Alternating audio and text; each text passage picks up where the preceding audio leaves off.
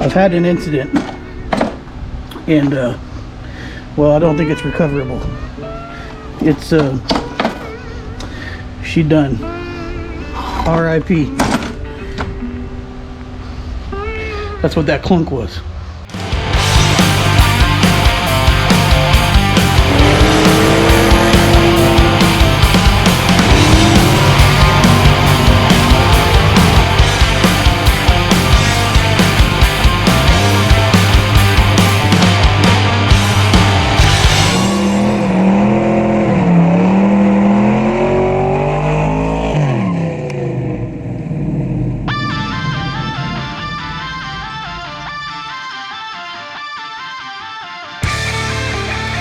How cool does this thing look on the ground? I think it looks really cool, except we're a little bit higher over here on this side where, you know, these things are versus this side where these things are. You can tell by looking at it because it is the way it is. But we're gonna remedy that today. And well, I'm pretty excited about it because we're going to be lowering the front end of this truck at least maybe an inch, maybe 2 inches. We're going to find that out when we get there. And we're going to do it with a set of Viking coilovers, which I have right here. I won't go through the boxes yet. I still have some stuff inside I got to grab. But these guys here are going to save the day. Springs and coilover shocks. So, I'm about to get ready to get this thing up in the air, get some stuff off, and kind of start going down that rabbit trail. But first I probably need to change my shirt because I got my new Racer X Garage t-shirt on, available at racerxgarage.com, and I don't want to mess it up, so I'm going to change my shirt and then we're going to get after it today. Before we get started, I want to do some measurements, or at least one measurement. And well, I've got some tape lined out on this fender that's just barely sitting on here. I've just got one bolt right there hanging it on. And what I want to do is measure the ride height and be consistent with it. So with this tape, I can make sure everything lines up when I get it all done to measure it, to kind of figure out where we're at. So let's do that real quick. Measuring from the floor to the side, this guy here, it looks like we are at about 28.5 inches. There we go. 28.5. Pull the fender off. And I'll get the truck jacked up, get the wheels off, and we'll get started on this somewhat lengthy process. Before I get too far off in the deep end, let's look at the coilovers and let me explain some things, maybe that, in case you're curious. And the first thing that I'm going to explain is you cannot go online and search for a coilover for a 90 or 87 through 96 Dakota. There's none out there advertised. But like some things that I found on this truck, S10 stuff works pretty good. Not only does S10 stuff work pretty good because I have a source, Nova stuff looks pretty good. So I have ordered coilovers for an S10 with 350 pound springs. But here's the deal. If you look up a adjustable shock for this Dakota, if you look up the same adjustable shock for the Nova, or an adjustable shock for the Sonoma, it's all the same part number, meaning that the travel between them are all the same, or at least very, very similar. So that's kind of the basis I'm going off of here. People have put these in before. I'm not the first one to do it. There's also another company called Ride Tech that makes a coilover that's compatible, I guess you could say. You can always call the company though, because usually if you have measurements, this stuff will work. So with that said, let's look at what we got here. So these are Viking coilovers, and with the Dakota, they're going to be what I call a hybrid coilover, because these are the actual shocks themselves right here. I haven't even opened these guys yet. That's so pretty. Right, so there's the shock itself. It's not very big, and all the hardware that goes along with it. And these are the coil springs. Now, if you're very familiar with coilovers, they might somewhat look weird to you, but that's because these are what you call a hybrid coilover. or at least what I call them, because they only use one part of the shock to adjust. The other part of the shock goes up and into the bucket. And if I ever get this bag off, that'll make sense. So instead of using the top and the bottom of the shock, this will actually go in place here, and the adjustment is only going to be made down here at the bottom with the shock. So it uses the factory spring pocket on the top for the top spring, and then you make the adjustment down here on the bottom, and this mounts just like a regular shock. But with that said, I am going to do some modifications, and that's what I'm about to do, or at least get started on, and that has to do with this plate right here. So this is the lower control arm off of Gramps, and this plate comes from Speedway motors, and what it's meant to do is reinforce the lower control arm so that if you reinforce it, you won't have nothing breaking. Now, the difference is on a regular traditional shock, and I can't really show you guys here, just have to take my word, that shock bolt comes in from the bottom, bolts up here, and then bolts from the bottom into the control arm. Well, the coilovers are the vice versa of that. They're actually going to bolt to the top of the coilover, and that's what's going to carry all the way to the truck. So you want to reinforce that if they're not reinforced from the factory, to make sure that you have a good steady foundation. So hopefully that makes somewhat sense. But I also rebuilt the whole suspension on this truck about 2 years ago, so I'm not going to do all of that again. It doesn't need it, but I do need to remove the lower control arms to be able to weld those plates in. So that's what I'm going to try to do. I'm going to try to leave everything as assembled as possible and just get the lower control arms off and the springs out. So we're going to work on that here in a second. I think I can make it happen, but we'll see. So yeah, so let me just get to tearing this thing down, and I'm hoping it won't be too bad. If you want to see a full video on a suspension rebuild, I'll put it in the description when I rebuilt the suspension for this truck. But everything's still really good. All the bushings, the ball joints, all that jazz. So, all right.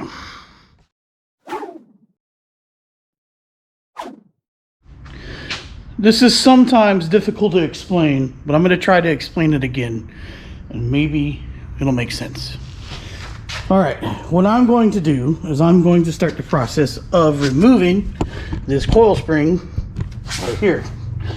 The problem is it's a little dangerous to do this because this spring is under a lot of tension. So it's not like you can just unbolt everything and pull it out, because it's like I said, under a whole lot of attention. So you have to take some precautions here. And well, one of those precautions is we're going to use a jack to get up underneath this spring pocket. I don't know if I can do that here in a second. It makes sense. But not only are we going to use this jack, what we're going to do is we're going to wrap a strap around the bottom of the jack, up and over the frame and back down. Why are we going to do that? Well, this spring is strong enough that if I were to take the shock out here and loosen everything up, it would actually put pressure enough on here, on the lower control arm, on the jack, that it could lift this frame up. Not all cars are like that. Some cars, the front weight of the vehicle is heavy enough to prevent that from happening. But I've tried it on this truck, and it doesn't work. There's enough spring tension in this spring to actually physically push the whole frame up and push it off the jack potentially, stuff like that, or jack stand. If I don't strap that down. If I strap it down, that creates a limiter, does not allow it to travel any further up, and it allows us to get that spring out safely. So if you're going to wonder why I have straps everywhere, that's why. I'm also going to wrap a strap around the spring, because it's not ever a bad idea to just have a safety strap on stuff in case things do go wrong. So I'm going to take some time and do that real quick. I'm also going to loosen up the spring here some, because sometimes that can help prevent it from the spring from moving around. So hopefully we'll get to a point where it all makes sense in a minute. Alright, I have decided to go ahead and remove the shock because I think it's going to be better for access if I do. It just makes it a little more sketchy, I guess you could say. But it also might make sense to you.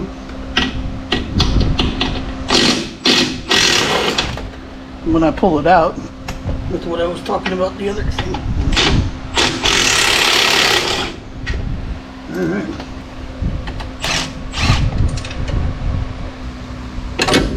There we go. So see the shock dropped out the bottom? That's what I was talking about. When we put the coil over in, it's going to bolt onto the top. Alright. Alright, let's recap here. I've got a strap going around underneath the jack all the way up to here, which is going to prevent the truck from lifting when we try to lower the spring down. Then I have another strap right here going to the side over there, which just is a little safety strap. That's all that is, in case something pops off.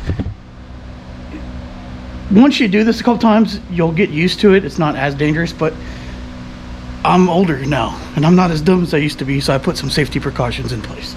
So with that said, I've already pulled the cotter pin out of here, so now we just gotta, and this is the lower ball joint for the lower control arm, now we just gotta loosen it up, break it right here, and I'll show you what I mean by that, because it's, you know, lodged onto the spindle. So we're going to back this off a little bit. I'm not going to pull it all the way out. I do have tension on the jack. And now I'm going to hit it with a big hammer right here. Not on the threads, not on the nut. Right here on this side, you know, this side right here of the joint. Which I knew was going to be a little difficult because the tie rod's in the way.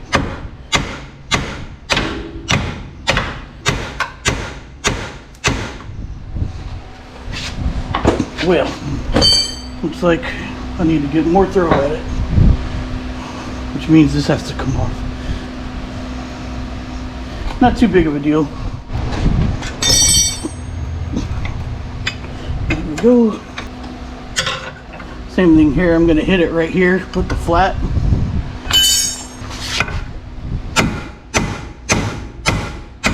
Whoa, actually, that just loosened my control arm.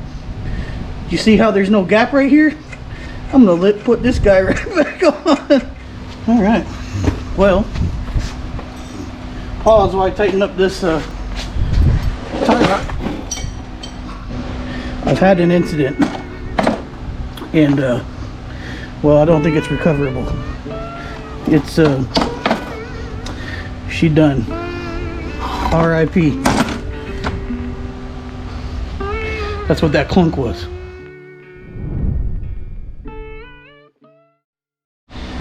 Alright, let's resume. I'm going to be able to pull this castle nut off now. Very big castle nut. And let's lower the control arm slowly and carefully.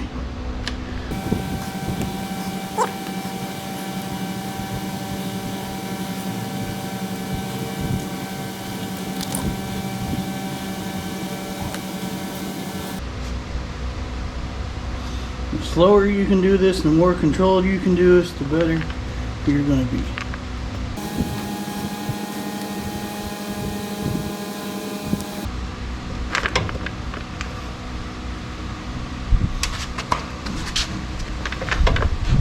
Let's see if it's loose at all. Yeah, it's pretty loose. Alright, so let it go a little bit more, and then it'll come out. There we go.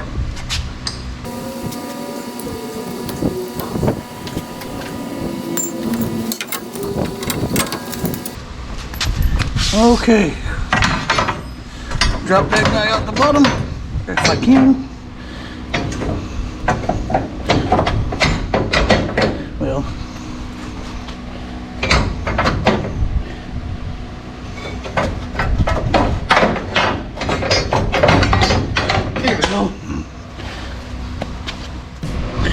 This will be hard to see, but it should be pretty self-explanatory. There's a bolt here and there's a bolt here. From what I can tell, this is a metric 18 millimeter on both sides. This one is 21, but for some reason 13/16 fits better on the other side. I don't know why, but let's see if we can get these guys off quick.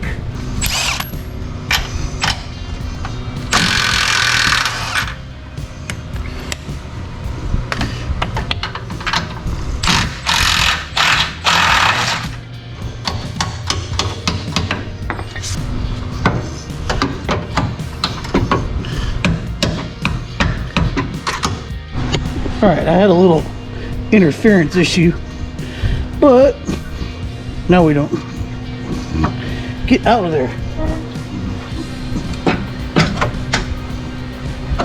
There we go. Lower control arm is out. Yay. All right, now I gotta repeat the other side, and then I think I'm gonna shut it down for the day, and we'll complete this tomorrow.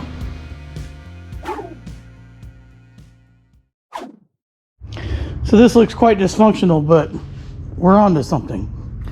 Control arms are off. Now I'm at the point where I got to start doing some modifications. So let me show you what I'm working with. Again, these are Speedway Motors LCA coilover plates. And this is the part number 910-3610. I'll have the part number in the description. Probably not the link because links change, but the part number.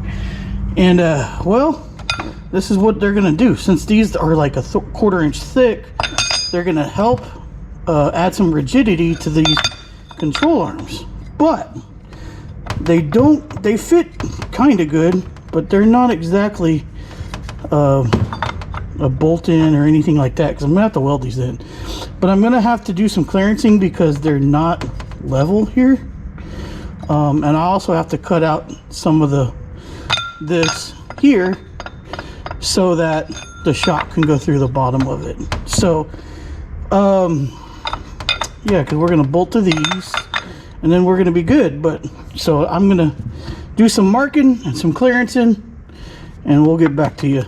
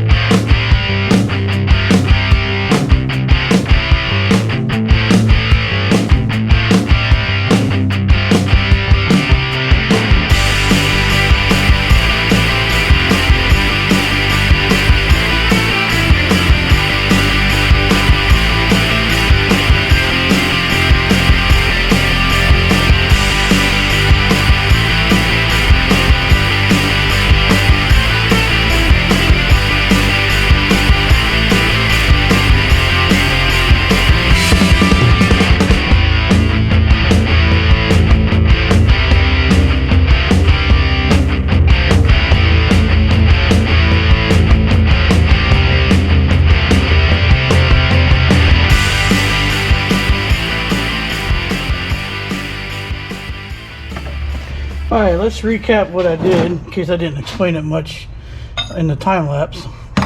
I made this precise cutout right here, very precise.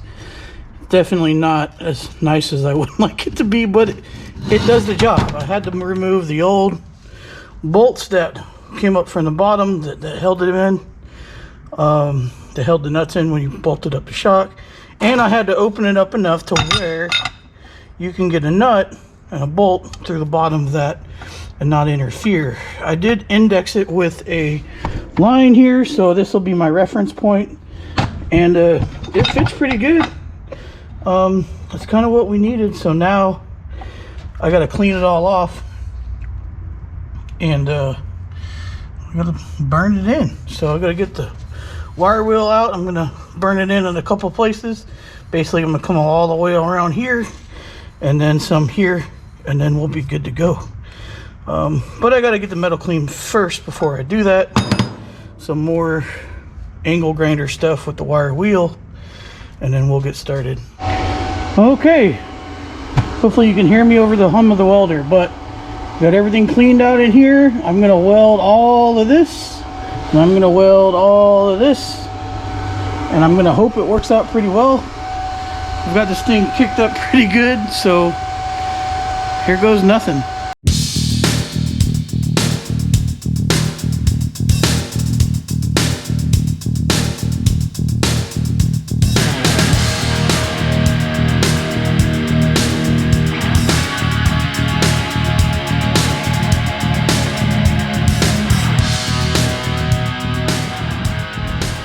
Alright, here's what we're working with. Real happy with the welds there. I had to build up in here, so there's still a bit of a gap, so I think I'm going to come back and hit this area one more time. And then on the other side, I think I need to hit that gap there too. I kind of got too far on the plate side, so I'm going to run through it again. It's cooling off now, but I think we're good to go again, so yeah, let me do that. Alright, progress. First one is completely done. It's all good to go. This cutout back here is not the prettiest in the world, but it's gonna be fine. Alright, this one I did a little bit better on. The welds look a whole lot better than the first one. I got a little off kilter there, so I had to come back on the top with a little bit, but I really like that weld there. It came out really good. And I like the way I cut this one a little bit better. It's a little bit more uniform and less mess uppy, but here's the thing. This is welded to keep it in place. There's no way you're going to push this whole piece through, 1/4 inch steel, through the bottom of all of this. So basically this is only, it's not really structural, it's just to keep it in place, but I mean, it's also a good time for me to practice and make sure it doesn't ever get out of place. But this should be just fine, and we should be good to go. I'm gonna let it cool off and paint it, and then we'll throw it back in place. I don't know if I'm gonna call it a day now or not, but cross that bridge when I get there. But we're getting a lot done.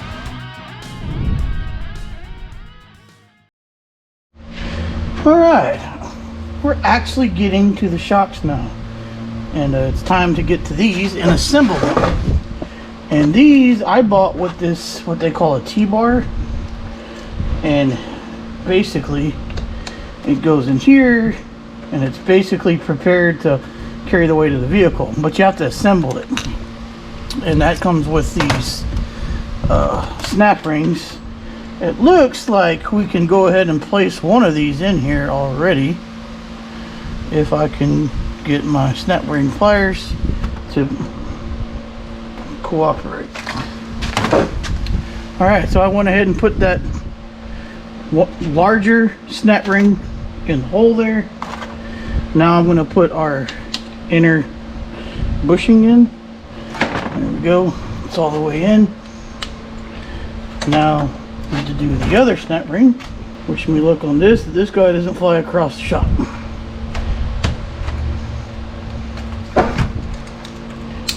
Here we go.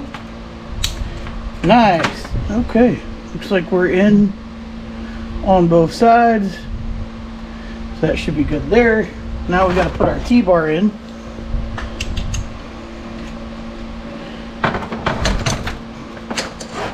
And it's snap rings the other way, so that was compressing them. This way is going to be extending them.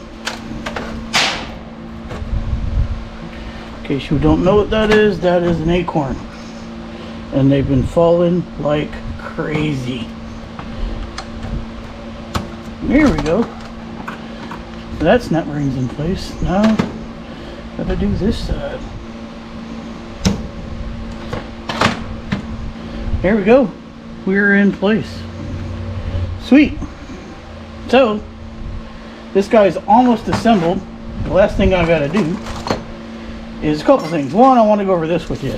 If you buy a set of coilovers, especially from Viking, I think just about everybody nowadays, you have the option to buy this. This is a thrush washer, and these are little needle bearings, and what this does is it sits on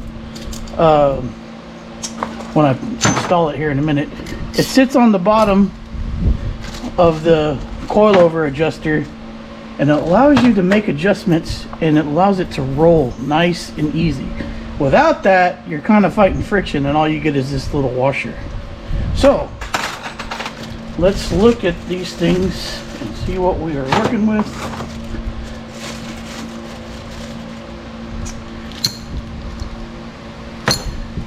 I need to make sure I get these right.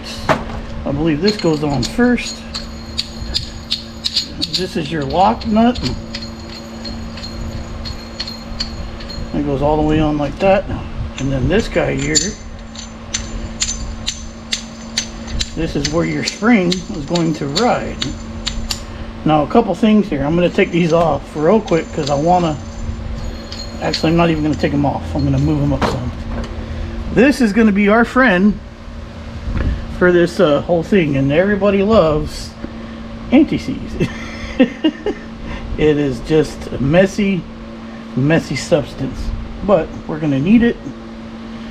So I'm going to paint about a third of a stripe here around the shock, and I'm going to run these guys back down. All right, there goes that guy. He's all the way down. Here comes this guy.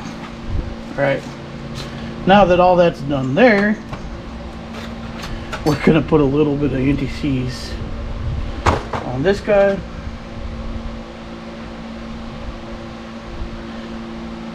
Man, this stuff is terrible. Just wind up wearing it. But he's going down to the bottom. A little bit more on here.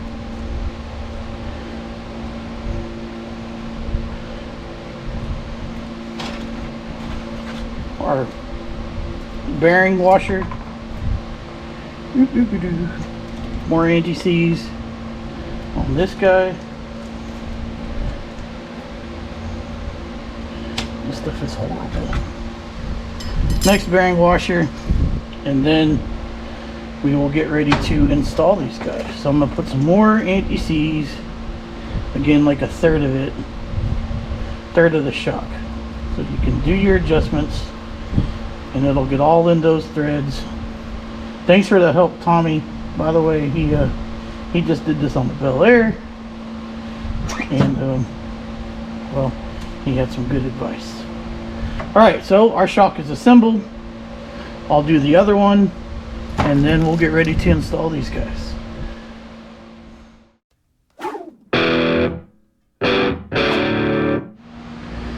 Da-da-da. What's in there? Looks like a double adjustable Viking coilover, if you ask me, because that's what it is. I got it in. Obviously, we're going to do this side together, because there is a bit of a process, and that was a learning experience for me. Might be a little loud in here. It's starting to rain, so I apologize. I've got the fan on too, but let's go over what we're going to have to do. First thing we want to do is we want to actually pull the shock out just to make sure it all works just fine, no problems. And that's all the way out. So I'm going to push it down some, about there. And then we're actually going to move these up a little bit. Not a whole lot, just a little bit. It'll make sense why once we get it in there. So let me move these guys a little bit. All right, here's spring. Again, these are 350-pound springs, and they go in just like that. Now, what we have to do is kind of a puzzle, and I'll try to show you guys the best I can, but this might be real hard to get a good camera angle on. But what we need to do is get these guys kind of up in place. But what we're actually going to do is bolt it to the control arm before we do anything else. Let's do this. Let's do that a little bit. Alright. Bolt in. Let me put a nut on the back.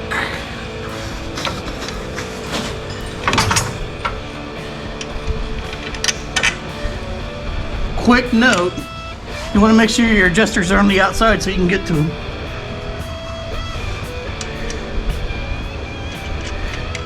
Alright, there we go.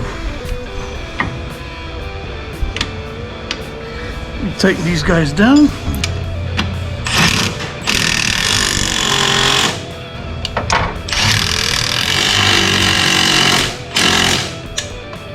Beautiful. Now, here comes the balancing trick. What you have to do, this is so much easier with two people, is kind of get the spring up in place in the pocket and then try to get it where it needs to be, which right now it's not.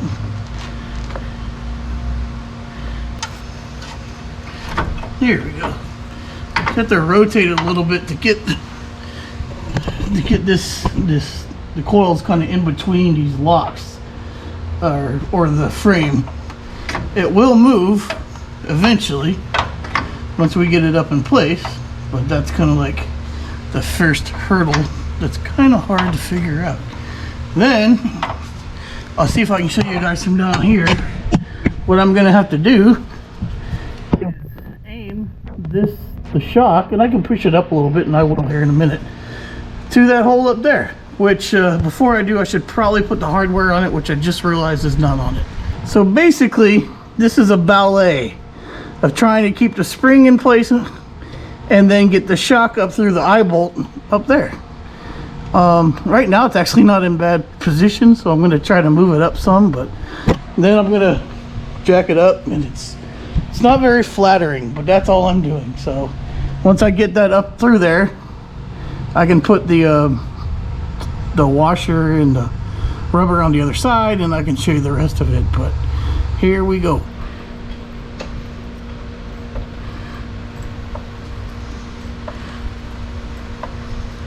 Wow, it's gonna work as is. All right. Here's what I'm looking for. Just carefully going up. There's just a lot of things you can run into when doing this. This one went really, really well compared to the other one, which is interesting. Why would they be different? But let me grab hardware. Where's it at, guys? Where's the hardware? Found it. I'm gonna put it on here.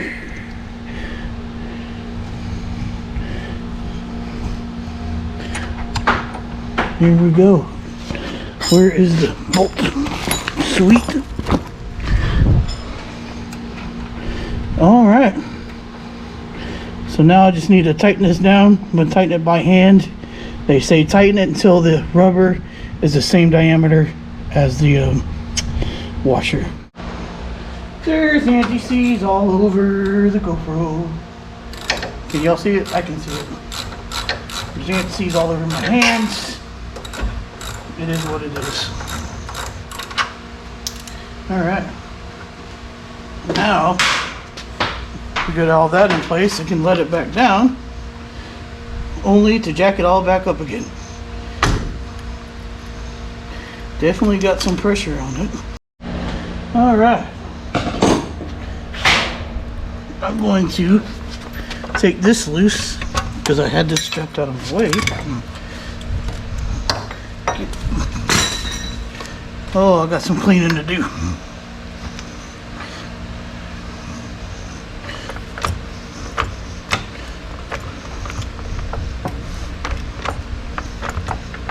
Get the ball joint back in.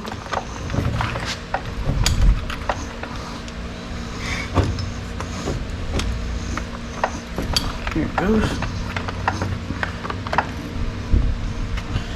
Ball joint. Castle nut. Alright. Now, need to tighten the ball joint like you would normally tighten the ball joint.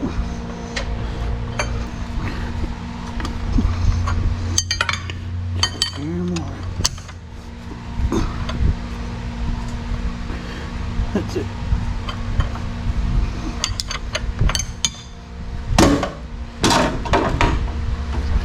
powder pan in, hopefully. All right.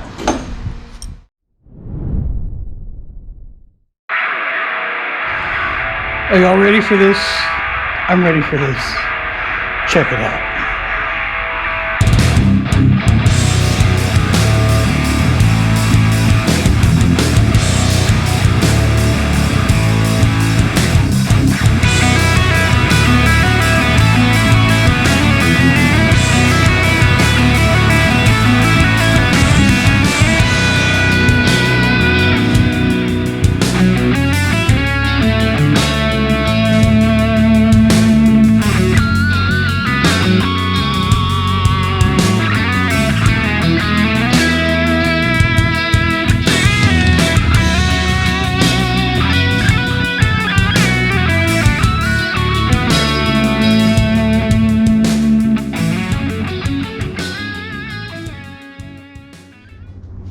It's all done. Coilovers are on. It's kind of cool from the front. You can't even see them. And I've learned a couple things, and I'll share that with you here in a second. But yeah, I've got this thing about 1.25 inches lower than it was before in the front. And I think it looks pretty awesome. It's going to settle more when I drive it, which that's around the corner. We're about to be able to drive this thing. I actually also just finished up some wiring on the inside. I've got one more thing coming that's important, and that's a Holley dash. And I actually have the dash, but there's an insert that I'm waiting for before I can install all that. But this thing, it's ready to go back together. I've got a little bit of paint to do because I'm gonna paint that fender, the inside of it black, because I'd like to try to get this thing painted, so we'll see. But what I've learned on this is pretty cool. It's come out really, really well. I can't wait to be able to really use those shocks. Now the control arms that are pretty big angle, and I don't think that's really desired, but we'll see how we deal with that. But one thing that I didn't know that I had somebody explain to me is that you actually loosen up the nuts on the control arms to lower it. I thought you were tightening up and compressing the spring, but here's the important thing. On a set of coilovers, especially when they're in the bucket like this, the spring doesn't change. All you're doing is moving that shock up or down where it connects to the spring. So if you loosen it, that's bringing the shock up, making it shorter. If you tighten it, it's bringing the shock down, making it taller. So loosen up, shock up, lowers the truck, tighten up, shock down, raises the truck. So that's something that I learned, and I kind of met with a tape measure, went on both sides to kind of figure out where we needed to go. And from what I have read, it's about like a 2-to-1 increase on the front for independent front suspension. So if you move it 1/2 inch down, it's actually going to lower the truck a full inch. So I've got it adjusted to where it's originally was 28.5 inches. Now we're at 26.75 inches, which is about 1.75 inches lower than it was before. But if you remember right, the front end was higher than the rear end. Now we're just a little bit nose down, and it looks fantastic. So there you go. You can put S10 coilovers in a Dodge Dakota, and if you run the nuts all the way down, another lesson learned, before you put it in the spring pocket, it's a whole lot easier to do. So don't really adjust those. Pull them all the way down to the threads, then go from there. But everything's tightened up. I made a note for myself to tighten up the lower control arm yesterday, so that's all done. Like I said, most of the wiring's done. I'm missing a piece that I've got to order, so I'm going to order that. And other than that, just some playing with stuff, and this thing should fire up hopefully next weekend. Will it run and drive? Yes, but we just want to get it running next weekend and kind of play around with it for that. So all right, that's it. Coilovers on a Dodge Dakota 87 to 96 first generation, and they work. So we'll see how they drive. I can't wait to figure all that out, and we'll follow up with you guys on that once we get this thing on the road. So All right, let me know what you think, guys. I'm ready to kind of get to another project here soon. So this guy is NOPAR is coming out nice. I can't wait to actually get back in the seat again. So if you're new to the channel, please consider subscribing, hanging out with us. We'd love to have you. And then, you know, we also do a little bit of social media, which is Instagram and Facebook at the Racer X Garage. And check out our merch. We actually have some cool merch out right now. Got a cool hat. I'll see if I can show you guys a new picture of that. A hoodie, which is really nice and soft, and 2 different t-shirts. And you can check that out on racerxgarage.com. And based off the demand there, which there's been some people buying stuff, thank you very much. We may change our merch around and make it a little bit higher quality, but what we can do is make it more accessible to you guys, because right now I'm using a print-on-demand service, and I'd like to be able to just ship them out from my house. So that's kind of the goal if everything goes right. So check that out, racerxgarage.com, like I said, and that's it. Let me know what you think of the coilovers, and I'll see y'all next time. Until next time, you know the deal. Y'all be good.